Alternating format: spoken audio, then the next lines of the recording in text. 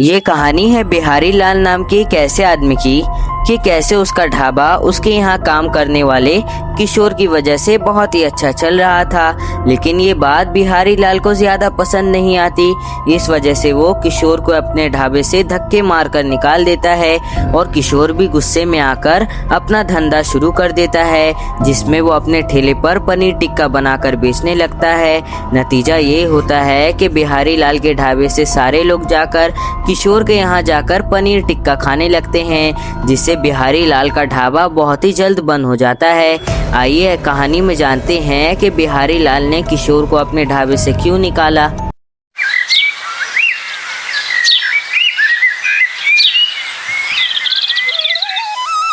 ये कहानी है उत्तराखंड में बसे एक छोटे मगर बहुत ही खूबसूरत गांव के, जहाँ के लोग खुशी खुशी रहना जानते थे।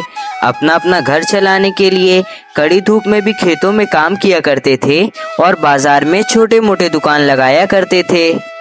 इसी गांव में एक बहुत ही बड़ा और बहुत ही मशहूर ढाबा था। ढाबे का नाम था बिहारी लाल का ढाबा। ये ढाबा और किसी का नहीं, बिहारी लाल सेठ का था, जो बहुत ही घमंडी और बहुत ही लालची इंसान था। इसे लोगों से ज्यादा अपने पैसों की चिंता लगी रहती थी। खास कर लोग इस ढाबे पर इस वजह से ही आया करते थे क्योंकि बिहारी लाल के ढाबे पर किशोर नाम का एक लड़का काम करता था, जो कि बहुत ही स्वादिष्ट और बहुत ही अच्छा मटन चावल बनाया करता था, जिसे खाने के लिए आसपास के गांव के लोग भी बिहारी के ढाबे पर आया करते थे। एक दिन की बात है, जब ढाबा शाम के वक्त बंद हो रहा था, तभी किशोर बिहारी लाल सेठ से कहता है, सेठ जी, आपने तो कहा था कि आज आप पक्का मेरी तनख्वाह दे देंगे। ऐसे ही 2 महीने बीत गए हैं। 2 महीने से आपने मेरी तनख्वाह नहीं दी है। ऐसा नहीं कि ढाबा अच्छा नहीं चल रहा, ढाबा तो बहुत ही अच्छा चल रहा है। तो आप मेरी तनख्वाह क्यों नहीं दे रहे हैं? अरे किशोर, मैंने तुझसे एक बार कह तो दिया कि अभी मेरे पास ज्यादा पैसे नहीं हैं। तू एक काम करना, अगले महीने एक साथ सारी तनख्वाह ले लेना, मैं तुझे एक साथ सारे पैसे दे दूंगा। अभी मेरे पास पैसे नहीं हैं तेरी तनख्वाह देने के लिए, तो मैं तुझे तनख्वाह कहाँ से दे सकता हूँ। सेठ जी, ऐसा कहते कहते ही आपने मुझे पिछले 2 महीनों से मेरी तनख्वाह नहीं दी है। अब आप ही बताइए कि मैं अपना घर कैसे चलाऊंगा और माँ की दवाई ये कहाँ से लाऊंगा। अब मैं कुछ नहीं जानता। आप मुझे मेरी तनख्वाह आज ही दे दीजिए। मुझे पता है कि ढाबे से आपको बहुत ही लाभ होता है। आखिर इतने सारे पैसे लेकर आप क्या ही कीजिएगा।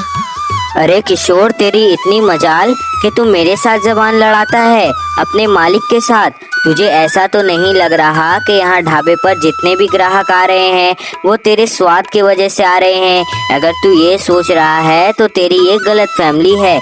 यहाँ ज्यादा से ज्यादा लोग तेरे स्वाद की वजह से नहीं, मेरे नाम सुनकर आते हैं। अगर तू ऐसा सोच रहा है तो मैं अभी तुझे काम से निकालता हूँ, और जो तेरी 2 महीने की तनख्वाह बाकी है वो भी अब मैं तुझे नहीं दूंगा। मैं भी देखता हूँ कि तू मेरा क्या ही कर लेगा। अच्छा सरपंच जी, ऐसी बात है तो ये नतीजा मिला मुझे आपके यहाँ 2 साल मेहनत और शिद्दत से काम करने का। आखिर मैं आपसे उम्मीद भी क्या कर सकता हूँ। ठीक है, मैं आपके ढाबे से चला जाता हूँ। आप मुझे अपने ढाबे से नहीं निकालते, मैं ही आपका ढाबा छोड़ रहा हूँ, और मेरी जो 2 महीने की तनख्वाह बाकी है वो भी मैं नहीं लूँगा। देखते हैं वो 2000 रुपए से आप क्या ही कर लोगे। इतना कहकर किशोर गुस्से में बिहारी के ढाबे से चला जाता है और अपने घर जाकर गुस्से में बैठ जाता है। तभी वहाँ किशोर की मम्मी जी आती है और वहाँ आकर किशोर से कहती हैं, क्या बात है किशोर बेटा, आज तू इतनी जल्दी घर आ गया? क्या बात है, ढाबे का सारा काम खत्म हो गया क्या? और आज तू बहुत परेशान लग रहा है, क्या बात है? लगता है आज भी बिहारी सेठ ने तुझे तेरी तनख्वाह नहीं दी है। हाँ माँ, आपने बिल्कुल ही सही कहा। मैं तो ये बिहारी सेठ से तंग ही आ गया हूँ।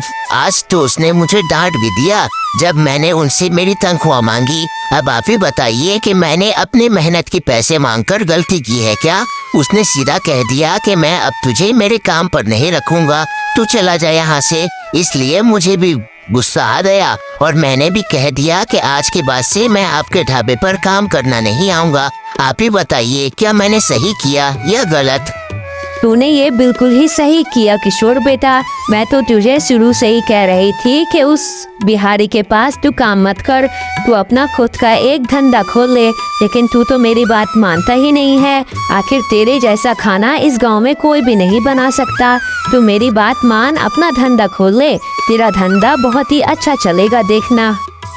हाँ माँ, आप बिल्कुल ही सही कह रहे थे। मुझे आपकी बात पहले ही मान लेनी चाहिए थी। खैर, अभी भी वक्त है कि मैं इस गांव में अपना पनीर टिक्के का धंधा खोल लूं। पनीर टिक्का सबका स्वादिष्ट लगता है, लेकिन इस गांव में कोई भी पनीर टिक्का नहीं बेचता। अगर मैं पनीर टिक्के का धंधा करूंगा तो मेरा धंधा बहुत ही अच्छा चलेगा, लेकिन उसके लिए तो बहुत सारे पैसे लगेंगे। इतने सारे पैसे आखिर हम कहाँ से लाएंगे? इसकी चिंता तू मत कर, मेरे पास कुछ पैसे रखे हैं, उन्हीं पैसों से तू अपना पनीर टिक्के का धंधा शुरू कर ले। ये दोनों इतनी बात कर ही रहे थे, वहीं दूसरी तरफ बिहारी के ढाबे पर भीड़ लगी थी। बिहारी सारे कस्टमरों को अकेले नहीं संभाल पा रहा था, इस वजह से सारे लोग बिहारी को गलत गलत बात बोल रहे थे। अरे ओ बिहारी सेठ, थोड़ा जल्दी जल्दी हाथ चलाओ, हम लोगों को सुबह तक यहाँ इंतजार नहीं करना। आखिर एक एक प्लेट मटन चावल बनाने में किसी को इतनी देर कैसे लग सकती है? तुम्हारा मटन चावल खाकर हम लोगों को अपने अपने काम पर भी निकलना है। थोड़ा जल्दी जल्दी हाथ चलाओ, तुम हम लोगों की बातें क्या सुन रहे हो? वो दोनों बिहारी को इतना कह ही रहे थे, वहीं दूसरी तरफ कोने में एक आदमी बैठा मटन चावल खा रहा था। तभी वो अचानक से गुस्से में उठता है और गुस्से में बिहारी सेठ के पास बढ़ने लगता है और वहां जाकर बिहारी सेठ से गुस्से में कहता है, अरे बिहारी सेठ, ये क्या बवासीर बनाया है तुमने?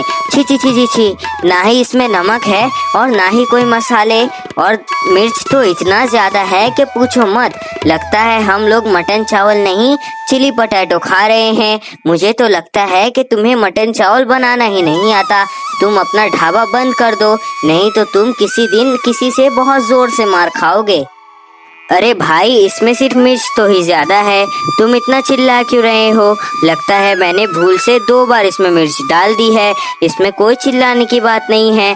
तुम मुझे अपने मटन चावल का प्लेट दे दो और मैं तुम्हें पैसे वापस कर देता हूँ।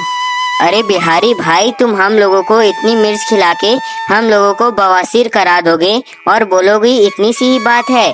सच बताऊं तो हम लोग इतने सालों से तुम्हारे पास जो मटन चावल खाने आ रहे थे, उसके स्वाद से नहीं, किशोर के व्यवहार से आ रहे थे, क्योंकि किशोर बहुत ही शरीफ और अच्छा लड़का था और वो बहुत ही स्वादिष्ट मटन चावल बनाता था। इस वजह से ही हम लोग उसके पास ही मटन चावल खाने आते थे।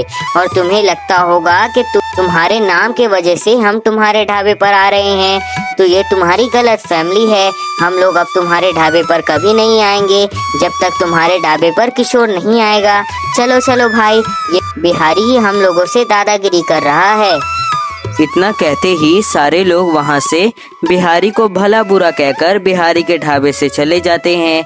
बिहारी बहुत ही दुखी हो जाता है और उसे बहुत ही टेंशन होने लगता है। अरे ये क्या, मुझे तो लगता था कि मेरे ढाबे पर सारे लोग किशोर के स्वाद पे नहीं मेरे नाम पर आते थे, लेकिन ये मेरी सबसे बड़ी भूल थी। मैंने तो अपने पैर पर ही कुल्हाड़ी मार ली। किशोर कितना अच्छा लड़का था, क्या पता अगर मैं अब उसे बुलाऊं तो वो मेरे ढाबे पर काम करने आएगा या नहीं। वैसे भी लगता है कि मुझे अब अपना ढाबा बंद कर देना चाहिए, क्योंकि किशोर नहीं है और कोई भी अब मेरे ढाबे पर आएगा भी नहीं। इससे अच्छा कि मैं अपना ढाबा बंद ही कर देता हूँ। लेकिन अगर मैं ढाबा बंद कर दूंगा तो मैं खाऊंगा क्या? यहाँ एक तरफ बिहारी सेठ का ढाबा बंद होने पर आ गया था और बिहारी सेठ रोड पर आने वाला था। वहीं दूसरी तरफ किशोर का ठेला बहुत ही अच्छा चल रहा था। किशोर अपने ठेले पर गर्मा गर्म पनीर टिक्का बनाकर गांव के लोगों को सस्ते में दे रहा था, जिससे सारे गांव के लोग ही नहीं, आसपास के गांव के लोग भी किशोर के ठेले पर ही आ रहे थे। और बिहारी के ठेले से जितने लोग वापस आए थे वो सारे लोग भी किशोर के ठेले पर ही आने लगते हैं, जिससे किशोर का धंधा बहुत ही अच्छा चलने लगता है और किशोर का मुनाफा बहुत ही अच्छा होने लगता है और वो खुशी खुशी अपना धंधा करने लगता है। एक दिन की बात है, किशोर अपने ठेले पर खड़ा ग्राहकों का इंतजार कर रहा था। तभी वो अपने में ही बात करने लगता है। अरे वाह वाह वाह, मैंने तो सोचा भी नहीं था कि गांव के लोगों को मेरे हाथों का पनीर टिक्का इतना स्वादिष्ट लगता है। कि वो लोग दूर दूर से आकर मेरे हाथों का पनीर टिक्का खाएंगे। बस ऐसे ही मेरा धंधा चलता रहे, फिर तो मुझे कहीं नौकरी करने की जरूरत ही नहीं पड़ेगी। और खास करके मैं तो उस बिहारी सेठ के यहाँ मुंह मारने भी नहीं जाऊंगा। किशोर अपने में खुश होकर इतना कह ही रहा था, तभी वहाँ बिहारी सेठ आता है और वहाँ आकर किशोर से कहता है, अरे किशोर बेटा, तुमने मुझे पहचाना? मैं तुम्हारा वही पुराना खड़ूस और लालची सेठ बिहारी सेठ हूँ। तुम्हारे 2 महीने के पैसे लेने की वजह से मुझे अपना पूरा ढाबा ही बंद करना पड़ा। तुमने मुझे पहचाना या नहीं पहचाना मुझे तो पता ही नहीं है। अरे हाँ बिहारी सेठ जी, मैं आपको कैसे भूल सकता हूँ। आप ही वही हो जिसने मुझे अपने काम से निकाल दिया था और मेरे सारे पैसे हड़प कर लिए थे। अच्छा हुआ आपने मुझे अपने काम से निकाल दिया था, तभी आज मैं इतना आगे बढ़ पाया हूँ। अगर मैं आज भी आपके पास 10,000 रुपए सैलरी वाले में काम करता तो मैं अभी आगे नहीं बढ़ पाता। अभी मैं 5,000 रुपए रोज के कमाता हूँ। हाँ बिहारी बेटा, तुम तो आगे बढ़ गए, लेकिन मुझे मेरे कर्मों का नतीजा मिल गया। मैंने जो तुम्हारे पैसे मारे थे उसकी सजा मुझे अभी मिल रही है। अब कोई भी मेरे ढाबे पर नहीं आ रहा, जिससे मुझे अपना ढाबा बंद करना पड़ा है। अब मुझे एक एक वक्त की खाने के लिए सोचना पड़ता है और मैं 2 दिन से भूखा भी हूँ। अब तुम ही बताओ मैं कौन सा काम करूँ। अरे बिहारी सेठ, क्या सच में ऐसी बात है? आपको एक एक वक्त के खाने के लिए सोचना पड़ता है? तो आप एक काम कीजिए, मेरे ठेले पर मेरे साथ काम कीजिए। ऐसे भी मुझे एक आदमी की जरूरत थी। आप जैसे भी हैं मेरे सेठ जी हैं। आप मेरे साथ काम कीजिए और मैं आपको हर वक्त के खाने के पैसे भी दूंगा। इतना सुनते ही बिहारी सेठ तुरंत हाँ कर देते हैं और बहुत ही हैरान रहते हैं कि जिसके साथ उन्होंने इतना बुरा व्यवहार किया उसने ही उनके साथ इतना अच्छा व्यवहार किया।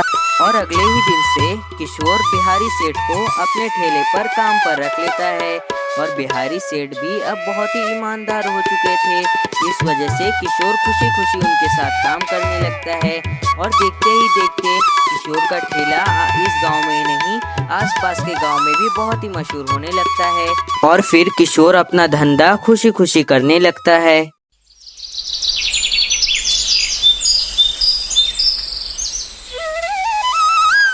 ये कहानी है उत्तराखंड में बसे एक छोटे से गांव की। गांव छोटा था मगर उस गांव की दास्तां बहुत बड़ी थी। यहाँ के लोग खुशी खुशी रहना जानते थे। अपना अपना घर चलाने के लिए दिन रात कड़ी धूप में भी खेतों में काम किया करते थे और बाजार में छोटे मोटे दुकान लगाया करते थे। इसी गांव में बिहारी नाम का एक आदमी रहता था, गांव में जिसका एक बड़ा सा ढाबा था। बिहारी अपने ढाबे पर गर्मा गर्म चिकन बिरयानी बेचा करता था, लेकिन वो बहुत ही घमंडी और लालची था। उसे लोगों से ज्यादा अपने पैसों की चिंता लगी रहती थी। अरे ओ चाचा, ओ कहाँ चले कमर मटकाते मटकाते? जो चिकन बिरयानी खाया है उसके पैसे कौन देगा? अरे बिहारी बेटा, दरअसल बात ऐसी है कि मुझे बहुत जोरों की भूख लगी थी और मेरे पास पैसे भी नहीं थे और तभी मेरी नज़र तुम्हारे गर्मा गर्म चिकन बिरयानी पर पड़ती है तो मुझसे रहा नहीं जाता है और मैं यहाँ आकर तुम्हारा चिकन बिरयानी खा लेता हूँ। लेकिन मुझे माफ़ करना, मेरे पास पैसे नहीं है तुम्हें देने के लिए।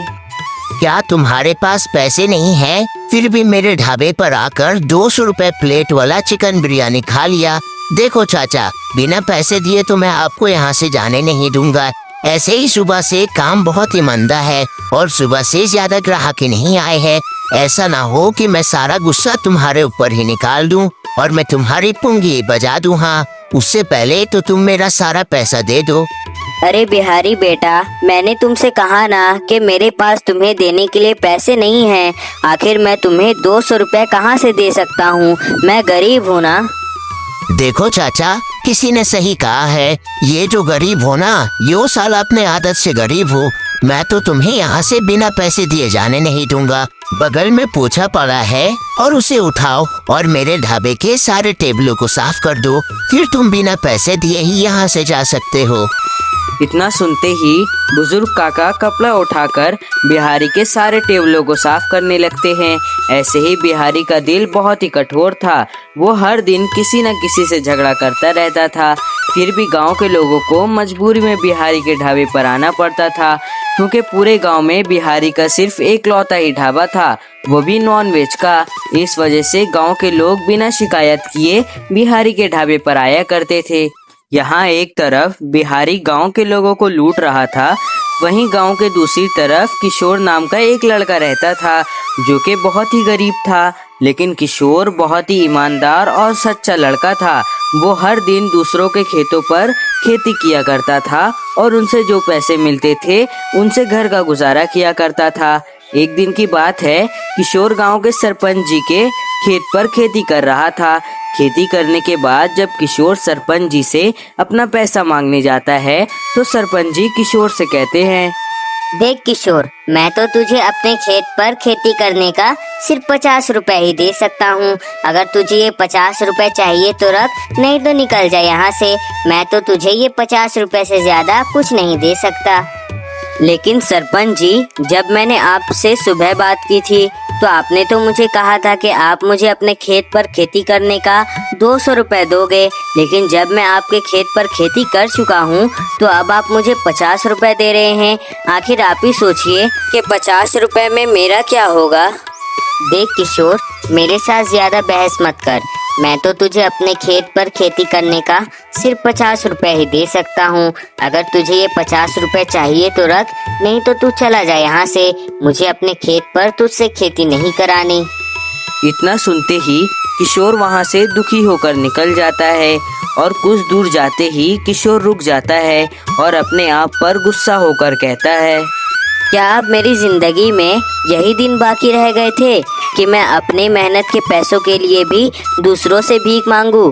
बस अब बहुत हो गया। मैं अब से किसी के खेत पर भी खेती नहीं करूँगा। मैं अब खुद का कोई धंधा शुरू करूँगा।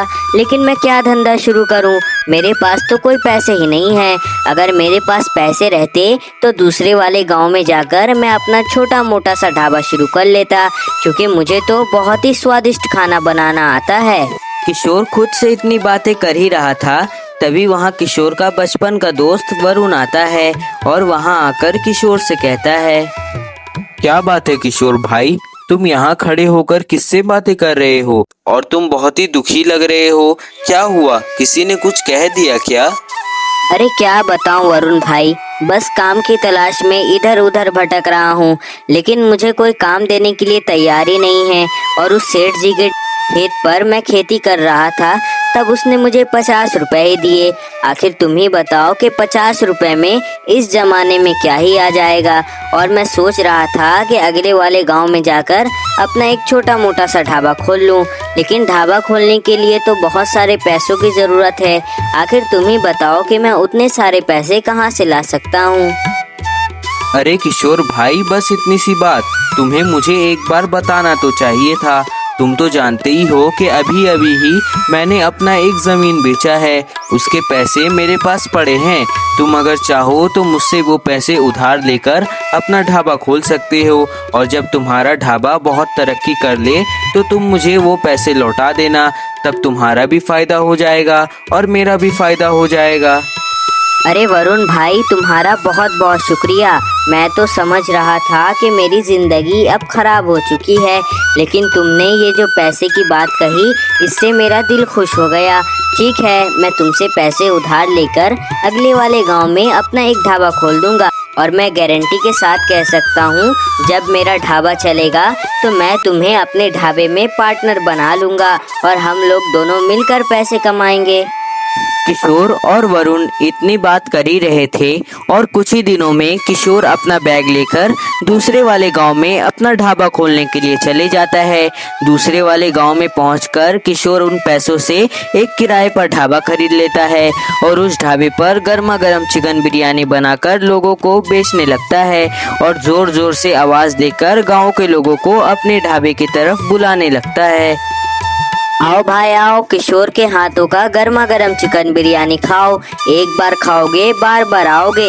स्वाद ऐसा कि घर जाकर मेरे ही गुण गाओगे। एक बार खाओगे तो कभी भूल नहीं पाओगे। आओ भाई आओ, गर्मा गर्म चिकन बिरयानी है। बड़ी बड़ी लेग पीस वाली चिकन बिरयानी बनाई है मैंने।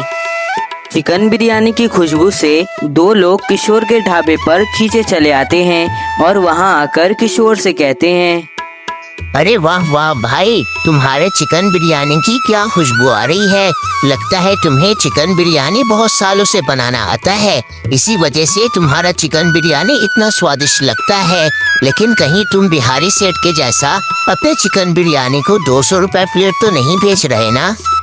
क्या भाई, चिकन बिरयानी और वो भी 200 रुपए प्लेट? आखिर ये कौन मूर्ख होगा जो 200 रुपए प्लेट वाली चिकन बिरयानी खाता और बेचता होगा।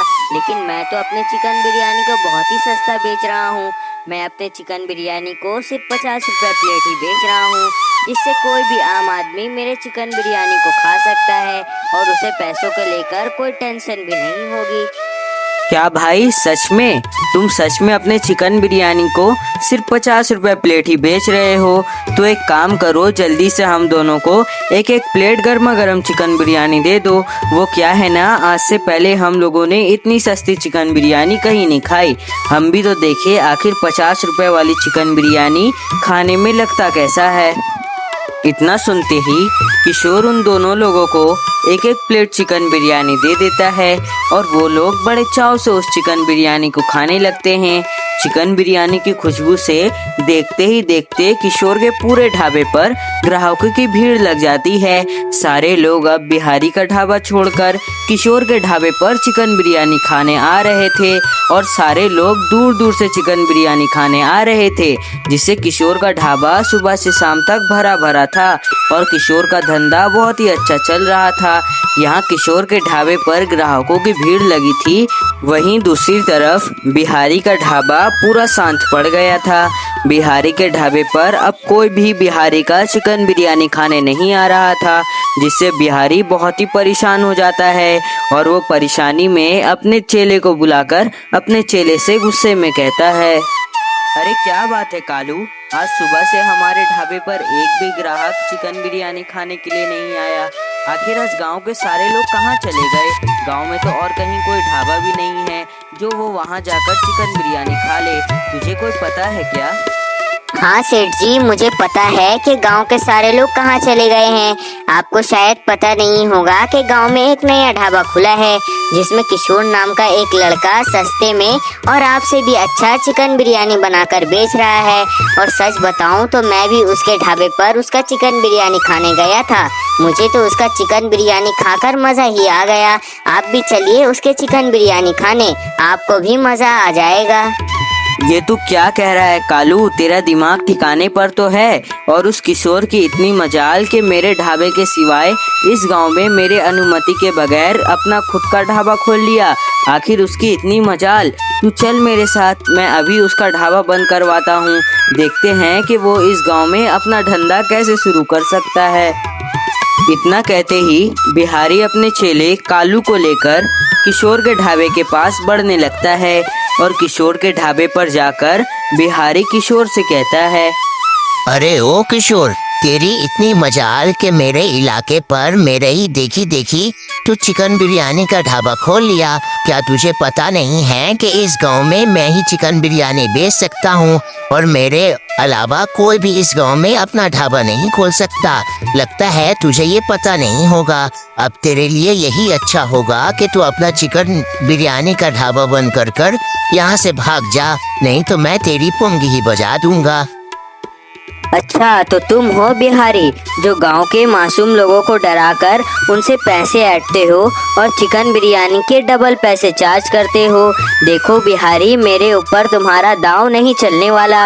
अगर मैंने तुम्हारी शिकायत एक बार पुलिस में कर दी ना, तो तुम और तुम्हारा चेला हमेशा के लिए पुलिस के हवाले हो सकता है।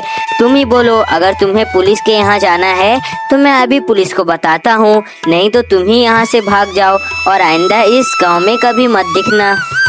इतना सुनते ही बिहारी बहुत ही डर जाता है और जल्दी जल्दी किशोर के ढाबे से जाने लगता है। बिहारी के जाते ही किशोर के ढाबे पर वापस से उसी ग्राहकों की भीड़ लग जाती है। अब किशोर को रोकने वाला कोई भी नहीं था। इस वजह से किशोर खुशी खुशी अपना धंधा इस गांव में करने लगता है और किशोर के ढाबे पर ग्राहकों की भीड़ लगने लगती है। इस गांव के नहीं, आसपास के गांव के लोग भी किशोर के ढाबे पर उसका चिकन बिरयानी खाने आ रहे थे, जिससे किशोर का ढाबा बहुत ही अच्छा चलने लगता है और वो खुशी खुशी अपना धंधा इस गांव में करने लगता है।